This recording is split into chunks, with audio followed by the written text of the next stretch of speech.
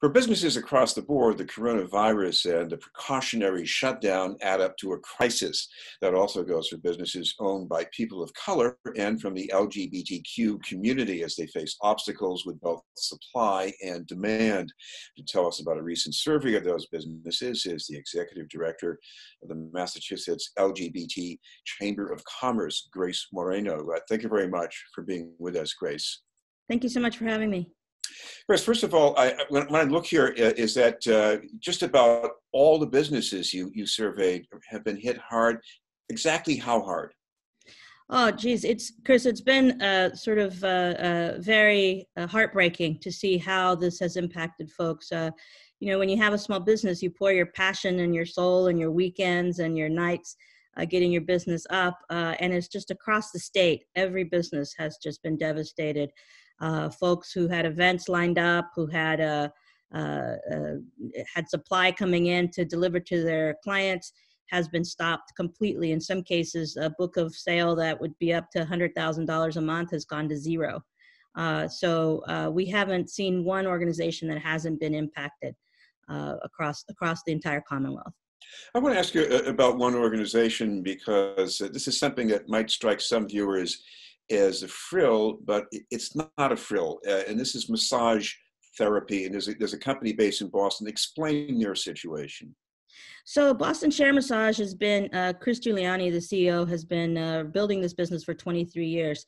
Her main focus is to be in corporations. So she comes in and provides massage in some of the big companies in downtown Boston and around the state and neighboring states, in addition to universities. So a lot of the universities have contracts.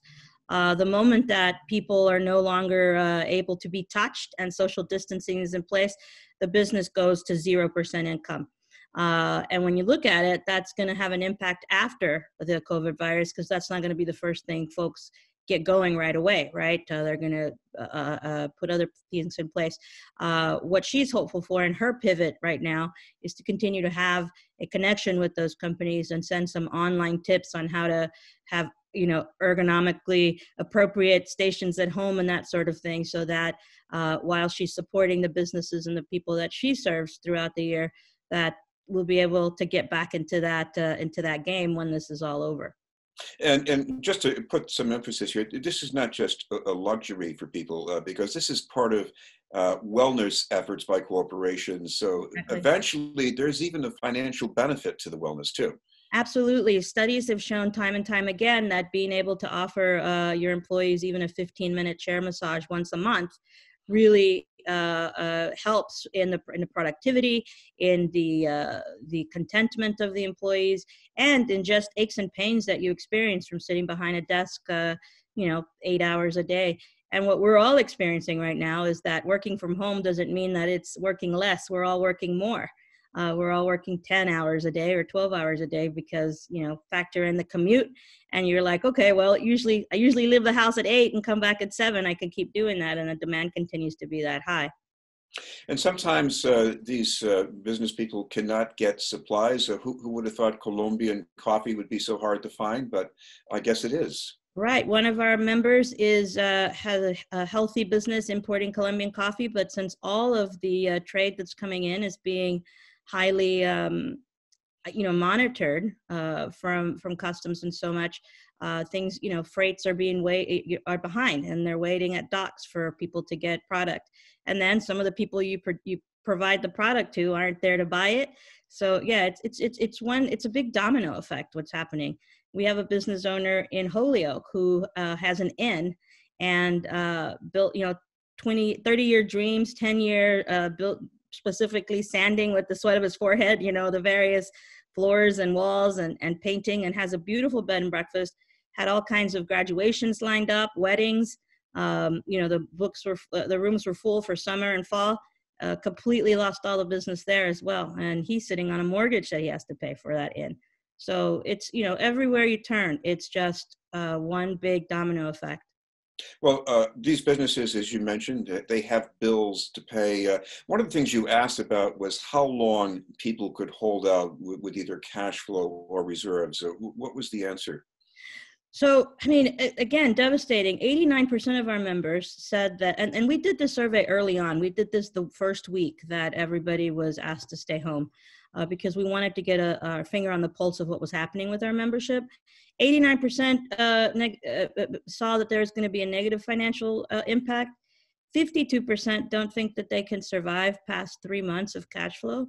And 68% thought that they couldn't survive past 6 months of cash flow. 74% of those companies who have staff felt they might need to lay off folks or furlough some of their employees. If you don't have money coming in, such as a massage company, 100 massage therapists that work with Boston Share Massage are not working right now, et cetera. I want to ask you about another kind of activity, which is diversity consulting. In our news business, we usually hear about this when there's a crisis and some people start to get serious about this. But I guess there are companies that do this on an ongoing basis because they're always serious about it. How much of a problem is this for the groups that you represent? I mean, I think for our corporations, it's actually an asset that they've been paying attention to this, because as they look at their staff and the diversifying of their products across the table, they're going to have an idea of what all of the populations are doing. And unfortunately, all of the populations are being hit right now, right?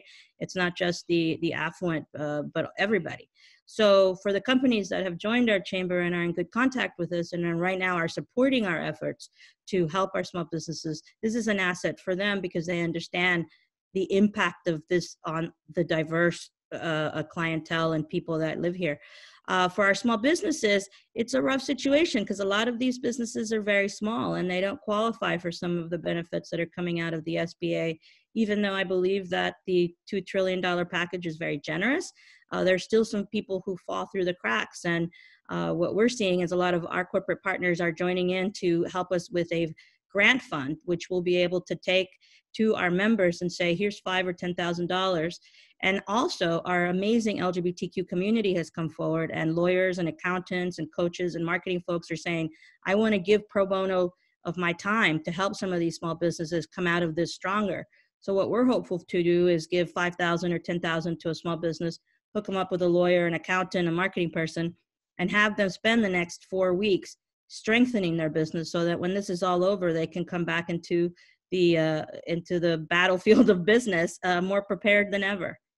There was also a report from the Black Economic Council, and I can see there's a lot of a parallel between what they're experiencing and what your constituents are. Absolutely. Shagana Dawu, who runs the BECMA, the Black Economic Council, did a survey right around the same time we did and found strikingly similar results. The fact is these small businesses, I mean, you got to understand when in the disparity that's among minority groups, such as Black business owners, Latino business owners, and LGBTQ business owners, you don't start off with $1 million from your mom and dad to start your business. You start off with, savings that you're, putting together, working an extra job and stuff like that. So you don't have a big reserve or an uncle to call to help bail you out in situations like this. So you're always teetering on a very fine line of keeping your business afloat. And when something like this happens, you just don't have the reserves or the network to keep it going. So organizations like the one I lead and the one Shagun leads are critical to helping these organizations survive. I know this is tough for the entrepreneurs, the innovators, but what about the individual employees as far as their ability to get unemployment benefits? Do you see some obstacles there? Before the stimulus bill was signed, that was the big question we were all asking and we were all advocating for. Of all of the leaders in Massachusetts, of course, the governor's done a good job, but the Secretary of Labor, Secretary Acosta, has been very building her infrastructure to prepare for what might happen if this is considered an emergency labor situation, which now it has. And 1099 employees who drive Ubers or who do massage or whatever will qualify for unemployment under the Emergency Act that's been laid out. And I know for a fact that Secretary Acosta's team here in Massachusetts have already started building that infrastructure before that emergency was declared. So I think in Massachusetts, 1099 employees are going to be in a good position to get help right away.